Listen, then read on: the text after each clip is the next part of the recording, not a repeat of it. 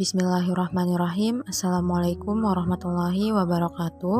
Perkenalkan, nama saya Maryam Zulfa Sabrin dengan NPM 2020350050 dari Program Studi Gizi Fakultas Teknologi Pangan dan Kesehatan Universitas Syahid Jakarta. Pada kali ini saya akan sharing tentang peta kehidupan manusia, mulai dari alam arwah sampai dengan alam akhirat nanti. Jadi kehidupan manusia merupakan perjalanan panjang, melelahkan, penuh liku-liku, dan melalui tahapan demi tahapan. Seperti yang sudah di awal dijelaskan, bahwa berawal dari alam arwah, kemudian alam rahim, alam dunia, alam barzah, sampai dengan alam akhirat yang berujung pada tempat persinggahan terakhir bagi manusia, yaitu surga atau neraka. Al-Quran dan Sunnah telah menceritakan setiap fase dari perjalanan panjang manusia itu.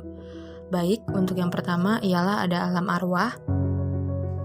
Manusia merupakan makhluk terakhir yang diciptakan Allah Subhanahu wa Ta'ala setelah sebelumnya Allah telah menciptakan makhluk lain seperti malaikat, jin, bumi, langit, dan seisinya. Allah menciptakan manusia sebagai makhluk yang paling sempurna, karena manusia diciptakan untuk menjadi pemimpin di muka bumi dan memakmurkannya.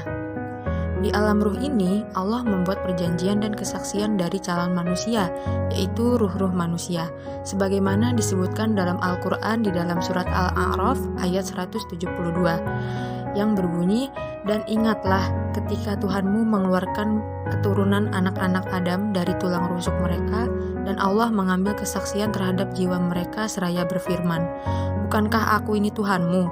Maka mereka menjawab, 'Betul, Engkau Tuhan kami menjadi saksi.' Kami lakukan yang demikian itu agar di hari kiamat kamu tidak mengatakan, 'Sesungguhnya kami Bani Adam adalah orang-orang yang lengah terhadap ini,' yaitu keesaan Allah. Dengan kesaksian dan perjanjian tersebut, maka seluruh manusia lahir ke dunia sudah memiliki nilai, yaitu nilai fitrah beriman kepada Allah dan agama yang lurus. Lalu bagaimana bisa seorang anak terlahir dalam keadaan bukan Islam? Bahwasannya Rasulullah SAW bersabda, setiap anak dilahirkan secara fitrah, maka kedua orang tuanya lah yang menjadikan ia sebagai Yahudi atau Nasrani atau bahkan Majusi. Hadis riwayat Bukhari. Selanjutnya, alam yang akan dilalui oleh manusia yang kedua ialah alam rahim. Perjalanan kehidupan manusia di alam rahim berawal dari 40 hari berupa nutfah, kemudian 40 hari berupa alaqah atau gumpalan darah, kemudian 40 hari berupa mudghah atau gumpalan daging, yang selanjutnya ditiupkan ruh dan jadilah janin yang sempurna. Setelah kurang lebih 9 bulan, maka lahirlah manusia ke dunia. Sebagaimana sabda Rasulullah SAW, sesungguhnya seseorang dari kalian dikumpulkan penciptanya di perut ibunya, 40 hari nutfah, kemudian alaqah selama hari yang sama, kemudian mudghah selama hari yang sama. Kemudian diutus baginya malaikat untuk meniupkan ruh dan ditetapkan 4 kalimat, ketetapan rezeki, ajal, amal, dan sengsara atau bahagia. Hadis riwayat Bukhari dan Muslim. Kemudian alam selanjutnya yang akan dilalui manusia setelah alam rahim adalah alam dunia. Di dunia, manusia memiliki proses perjalanan yang panjang, dari mulai bayi yang hanya minum air susu ibu, lalu tumbuh menjadi anak-anak, remaja, dan balik. Selanjutnya menjadi dewasa, tua, dan diakhiri dengan meninggal. Proses ini tidak berjalan sama antara satu orang dengan yang lainnya. Kematian akan datang kapan saja menjemput manusia dan tidak mengenal usia. Di dunia inilah manusia bersama dengan jin mendapat tugas dari Allah Subhanahu wa Ta'ala, yaitu ibadah. Dan dalam menjalani tugasnya di dunia, manusia dibatasi oleh 4 dimensi. Yang pertama, dimensi tempat, yaitu bumi sebagai tempat beribadah. Yang kedua, dimensi waktu, yaitu umur sebagai sebuah kesempatan atau target waktu ibadah. Yang ketiga, dimensi potensi diri sebagai modal dalam beribadah. Dan yang terakhir, dimensi pedoman hidup, yaitu ajaran Islam yang menjadi landasan amal. Allah telah mengutus Rasul-Nya menurunkan wahyu Al-Quran dan hadis sebagai penjelas agar manusia dapat mengaplikasikan pedoman itu secara jelas tanpa keraguan. Sayangnya, banyak yang menolak dan ingkar terhadap pedoman hidup tersebut. Banyak manusia yang lebih memperturutkan hawa nafsunya ketimbang menjadikan Al-Quran sebagai petunjuk hidup. Akhirnya mereka malah sesat dan menyesatkan. Nauzubillah. Rasulullah Shallallahu Alaihi Wasallam memberikan contoh bagaimana hidup di dunia. Ibnu Mas'ud menceritakan bahwa Rasulullah Shallallahu Alaihi Wasallam tidur di atas tikar dan ketika bangun ada bekasnya. Maka kami bertanya, "Wahai Rasulullah, bagaimana kalau kami sediakan kasur untukmu?" Kemudian Rasulullah bersabda, "Untuk apa kesenangan dunia itu? Hidup saya di dunia ini seperti seorang pengendara yang berteduh di bawah pohon, kemudian pergi dan meninggalkannya." Hadis riwayat At-Tirmizi. Perjalanan hidup manusia di dunia akan berakhir dengan kematian.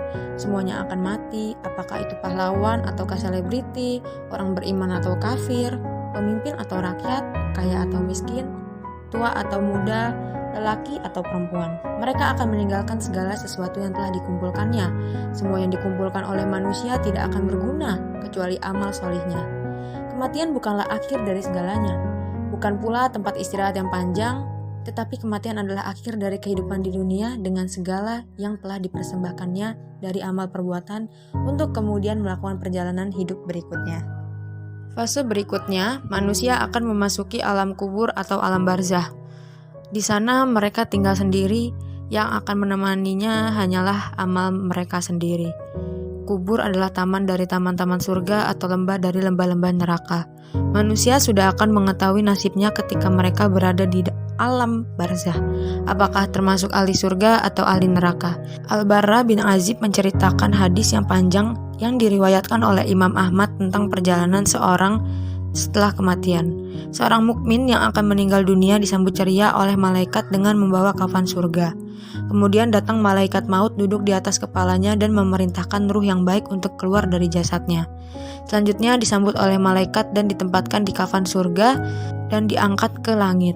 Penduduk langit dari kalangan malaikat menyambutnya sampai di langit terakhir bertemu Allah dan Allah menceritakan pada malaikat, "Catatlah kitab hambaku ke dalam iliyin dan kembalikan ke dunia." Maka dikembalikan lagi ruh itu ke jasadnya dan datanglah dua malaikat yang bertanya, "Siapa Tuhanmu? Apa agamamu? Siapa lelaki yang diutus kepadamu? Siapa yang mengajarimu?" Hamba yang beriman itu dapat menjawab dengan baik.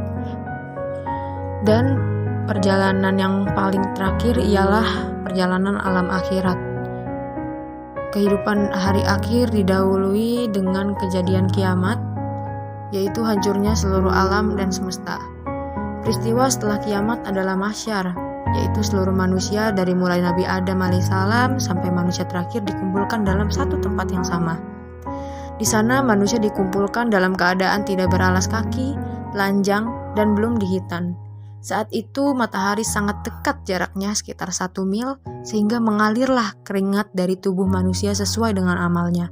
Ada yang sampai pergelangan kaki, ada yang sampai lutut, ada yang sampai pusar, ada yang sampai dada, bahkan banyak yang tenggelam dengan keringatnya sendiri. Dalam kondisi yang berat ini, manusia berbondong-bondong mendatangi para nabi untuk meminta pertolongan dari kesulitan yang maha berat itu. Tetapi semuanya tidak ada yang dapat menolong. Namun atas izin Allah, hanya Rasulullah SAW yang dapat menolong mereka dari kesulitan di padang mahsyar, dan selesailah mahsyar untuk kemudian melalui proses berikutnya. Peristiwa berikutnya adalah hisab, yaitu perhitungan amal, dan mizan, yaitu penimbangan amal bagi manusia. Ada yang mendapatkan proses hisab dengan cara susah payah karena dilakukan dengan sangat teliti dan rinci. Sebagian yang lain mendapatkan hisab yang mudah dan hanya sekedar formalitas. Bahkan sebagian kecil dari orang beriman bebas dihisab. Di antara pertanyaan yang akan diberikan pada manusia di hari hisab terkait dengan masalah prinsip dalam hidupnya. Rasulullah SAW bersabda, "Tidak akan melangkah kaki anak Adam di hari kiamat setelah ditanya 5 hal di sisi Allah.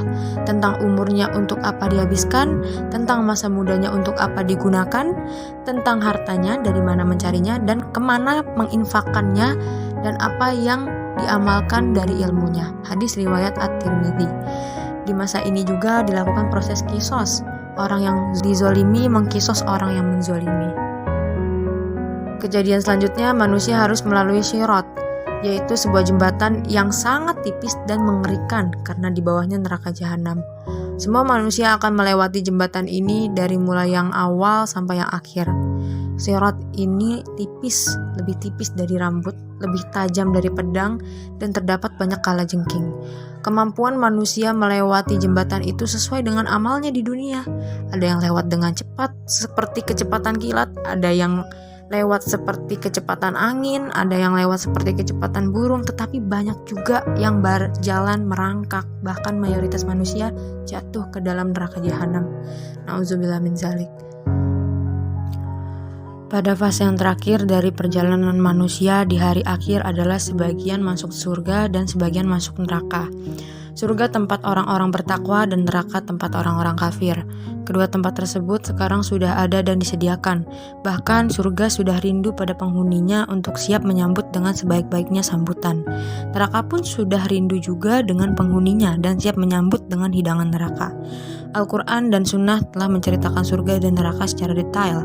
Penyebutan ini agar menjadi pelajaran bagi kehidupan manusia tentang persinggahan akhir yang akan mereka diami.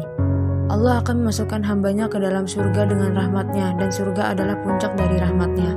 Allah Ta'ala akan memasukkan hambanya ke dalam rahmat berdasarkan rahmatnya juga.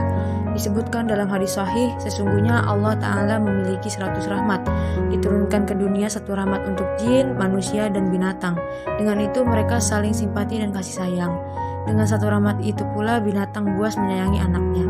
Dan Allah Subhanahu wa Ta'ala menyimpan 99 rahmat bagi hambanya di hari kiamat. Maka sejatinya nikmat surga itu jauh dari apa yang dibayangkan oleh manusia. Rasulullah bersabda, Allah berkata, Aku telah siapkan bagi hambaku yang solih sesuatu yang belum pernah dilihat mata, belum didengar telinga, dan belum terlintas pada hati mereka. Muttafaqun alaih.